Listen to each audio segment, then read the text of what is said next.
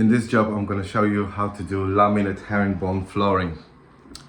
I've just unloaded the tools into this small room, and I got the boxes there waiting for me. I've opened the box, I checked the product, and this is what my client got. The floor is called Krono Original. I've just had a little chat with Christine. She made me coffee and we had a chat, and first question is always which way the herringbone is gonna go. And I fit it this way, and also I fit it the other way, like this. So it comes across the room. The zigzag is on the other side, it's like this. And they decided no, it's going towards the window. So it's an important question because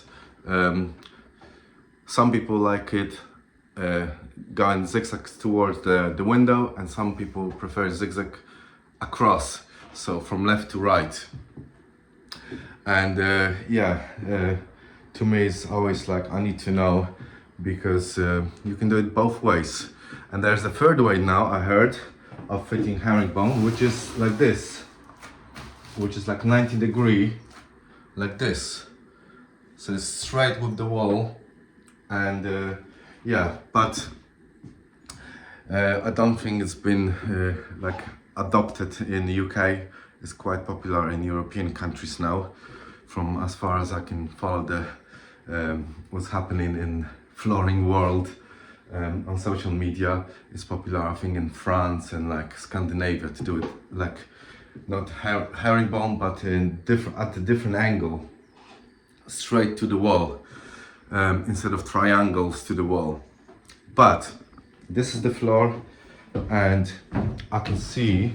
I wanted to check if they have A and B floors, floorboards, but it seems like, because it's got one tongue in the front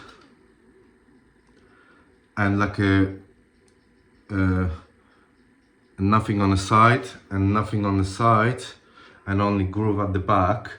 This means you don't have to have A and B floors. They all fit the same way. They all fit the same way. You can do it like this and the other way. So they're both the same. All of them are the same. So they fit each side, you know. But so it's kind of like a advantage. But I'm just reading as well instructions, because I don't really supply the floors. I fit floors that my clients buy. So I just like to check in the morning what the product is. But it doesn't say anything about using the glue.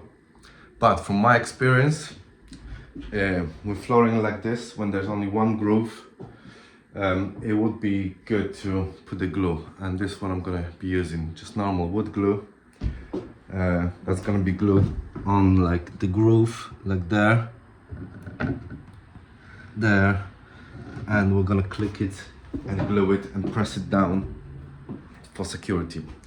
Also, this room actually is like a double job, and I'm gonna film two jobs separately, but they're all connected, because there's the old wardrobe I'm gonna be building.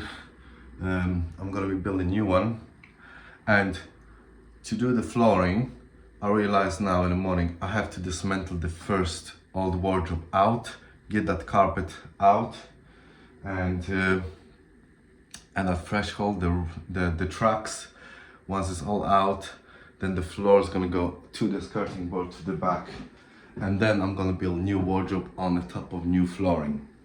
So it's kind of like important to have a good sequence, because many people would probably do the flooring to the threshold, and then you have to, for the best results, sometimes you have to combine and go a little bit extra.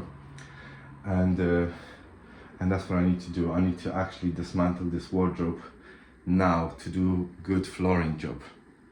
But yeah, this is the job, and I've got I've got some boxes already. That's the bed. That's gonna be in the middle, and the wardrobe, sorry, the shelving that I'm gonna build around it.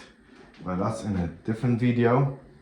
For now, I need to remove that bed from the room, prep the floor a little bit, because there's some nails that stick out like there.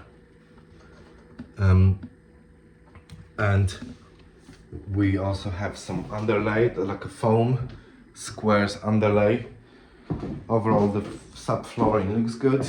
We just need to remove some of the nails. I'll knock it down and start dismantling the wardrobe. And then I'm gonna film a whole process of fitting this floor in this small room. All right, guys. So I'll catch you all up later. Bye.